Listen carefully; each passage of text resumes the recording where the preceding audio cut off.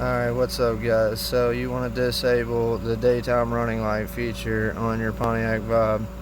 I'm going to get quick to the point. This is all you got to do. Get up in underneath your dash here. Find this little box that'll be attached right here on your steering column. Pull that down. Now you're looking at the side of your connection here. This side, one side is smooth, the other side has these ridges here on it. You want the smooth side, not the side with these ridges. Look at the smooth side. You're going for the very first bottom wire here in the row, not these two bigger wires, but the very first small wire on the bottom.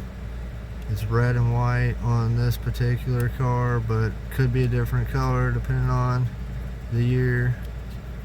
But it's always going to be this very first bottom smaller wire, first one in the row here.